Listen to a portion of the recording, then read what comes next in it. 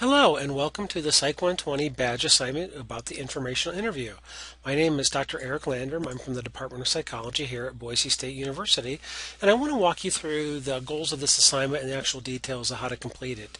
And so the informational interview is really kind of a nice way to combine multiple goals for the course. Back in the Find a Job assignment, you actually used an online search tool called ONET to look at jobs.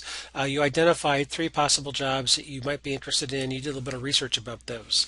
The informational interview really should come after the Find a Job assignment because your goal here would be to take that information and that serious self-reflection from that assignment and go find someone who actually has that job and interview them using a structured interview that I have provided. And so, in fact, we'll get to that here in a minute. The structured interview questions are actually in this Word document, but I want to walk you through the details of the assignment, submitting it, getting it graded, and so forth. And so, really, if you know for a fact that after you're done with your undergraduate degree, you want to go on and get a good job with your bachelor's degree, I would encourage you to read or reread Chapter 3 in your textbook, The Psychology Major.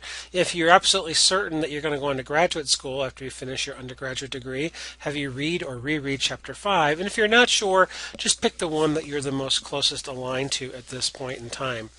And perhaps one of the most important things about this assignment is right here. After serious self-reflection, I really would encourage you to take some time, slow down, and think about that. Seek out an individual that that has your perfect job. You're going to have to use your Google search, your social networking. This might be a place for LinkedIn. Used appropriately, it might even be a place for Facebook contacts. In some way, shape, or form, make contact with that individual using their preferred communication method. It doesn't have to be an in-person interview. It could be over the telephone. It could be in person if you want it to be. It could even be an internet interview or something that conducted over the internet, swapping back and forth via email. I'm at number 2 here. Conduct the structured interview as presented in the informational interview. We're going to look at that document in a moment.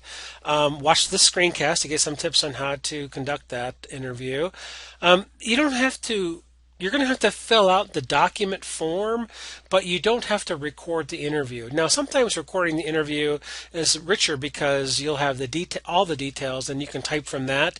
But you could take notes during it. You could type during it. You could have them type.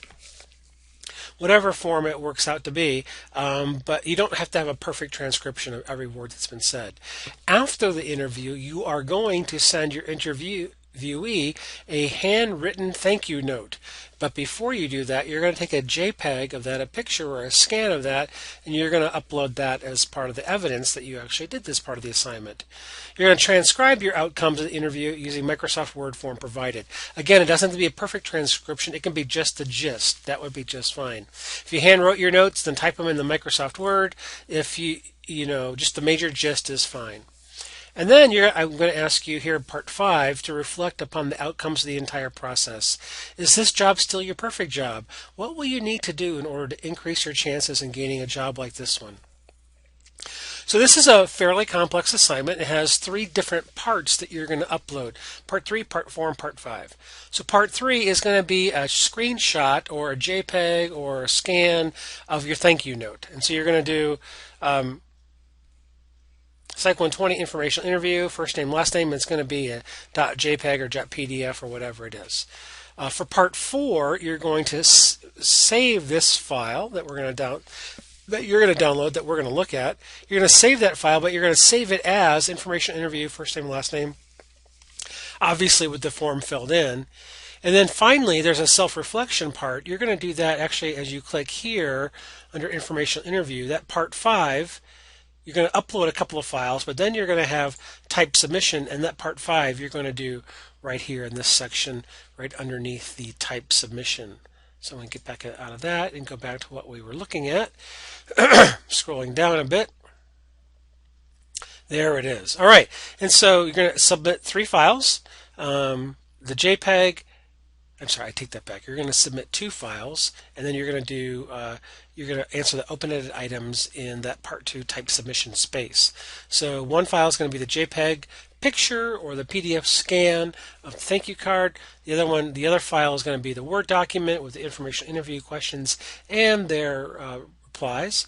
as well as your self-reflection. The YouTube link will go right here when it's finished, but let's switch over and now take a peek at the informational interview report form. So here it is. There are more instructions here, and I would highly recommend that you review these thoroughly before you begin.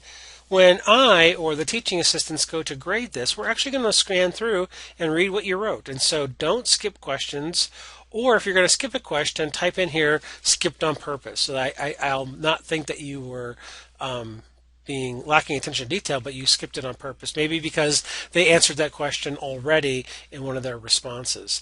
And so background questions, date of interview, so you're going to fill in all these details. And then the interview questions are here. And so you really pretty much want to kind of stick to the script. That's what a structured interview is all about. So you want to kind of walk through what you liked most, what you liked least. Again, you could type this, you could record it and type it later. You could handwrite it in person and type it later. Do not ask the person their salary, just asking them about the typical areas. If you have some questions that come up during the interview, you can actually either insert them when they come up, or you can save them here for additional questions and answers, and type your question, then type your answer. Be sure to make a digital picture or a scan of the thank you note prior to mailing it. Remember, it's going to be a paper copy, a piece of paper, a stamp, the whole 9 yards. You're going to mail it to the person, and you're going to be uploading an image of that so that I know that you did that. So anyway, those are really the details of the informational interview assignment. The real goal of this is try to make the connection between this hypothetical job that you've been thinking about and the real world, to kind of get a snapshot or a kind of a reading on whether or not your hunches are right about, is this really the type of job? We tend to romanticize jobs sometimes, and so we'll see a show on TV about a doctor or a lawyer, and we think it's always about courtroom battles or emergency room surgery and whatnot. And when you get into the nitty-gritty nuts and bolts of many careers, they're not as glamorous as television shows and movies tend to make them out. And so this is a really good reality check. It's another form of truth in advertising.